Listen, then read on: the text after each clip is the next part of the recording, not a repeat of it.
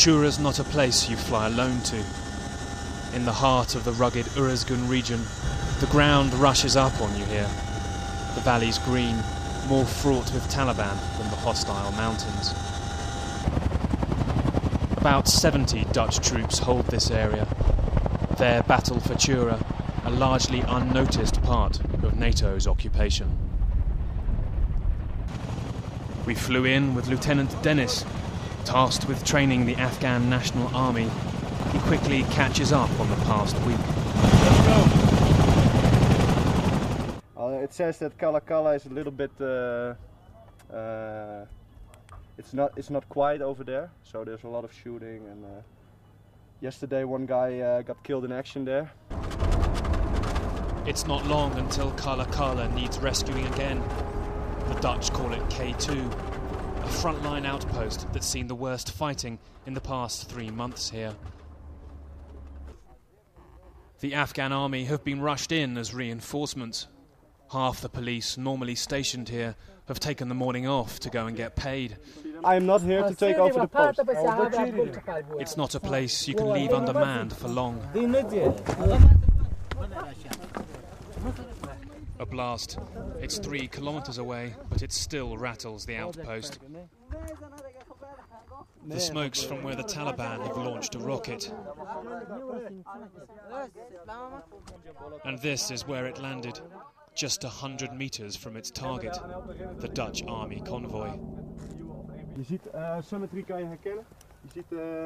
Dennis calls in the Taliban's coordinates, and 2 Apache gunship helicopters are dispatched. As they circle, the outpost's commander hears from the Taliban over the radio. He contact with the Taliban, and he hears from his friend that we are son of the Bush. The Taliban tell the police they're the sons of George Bush. Still, they run from what they call the insects. The Apaches return to base, not finding a target.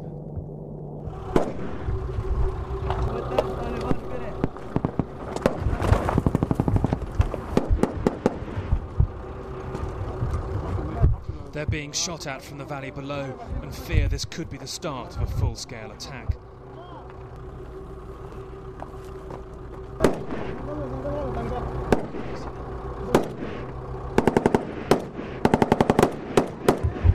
The Afghan response is a little chaotic. Where does he shoot at?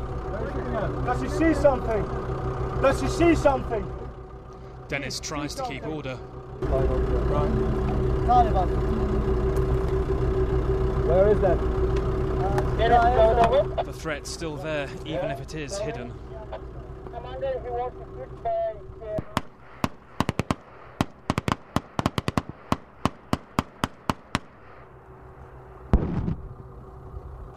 How the Afghan army reacts here is key to the coalition's exit strategy. They're 35,000 strong today, but NATO wants that to double by the end of next year. Once they're ready to handle security, NATO argues, then it can start to leave. Only 7 weeks ago, the Taliban attacked, taking all but 4 square kilometers of this valley. The Dutch say they tried to negotiate until the last moment, but eventually had to unleash massive airstrikes. This intense bombing killed up to 150 Taliban, they say, and also 53 civilians. The original Dutch plan in Afghanistan had been to win so many hearts and minds that fighting the insurgency became unnecessary.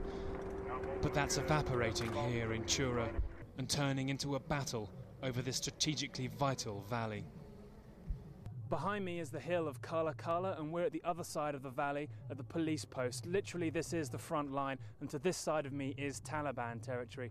This valley really is essential to the coalition war effort. It runs from eastern Afghanistan and Pakistan down to British-controlled Helmand. If you cut off supplies running through this valley, you can seriously dent the insurgency.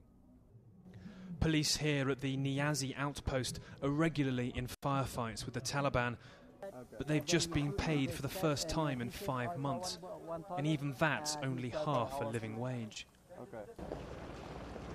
Part of the army's job on payday is to check the police aren't deserting their posts to collect their wages. The army patrol is meant to make villagers feel safer amid a growing Taliban presence. But this elder explains that NATO are making the same mistakes the Soviet occupiers did and getting entangled in conflicts between Afghan tribes. He's able to speak freely, as only I understand the Russian he learned in Moscow. The Taliban come to the village, he told me, take what they want and form an army. He said some villages are Taliban by night and that 4 years ago it was safe here. Now it's a lot worse. The evening tranquility is soon broken. The Afghan army are itching to get involved, but they're sent back to base. The Dutch sending in Apaches, which, again, arrive to find the Taliban have left. The Afghans soon find something to do, that night arresting this man as they're securing the roads into the village. The Dutch have found a roadside bomb, and he was found nearby, out late, they say, acting suspiciously. It's also hashish. You know, a lot of hashish. Yes. Is that a normal? They also think he has a detonator on him. You see?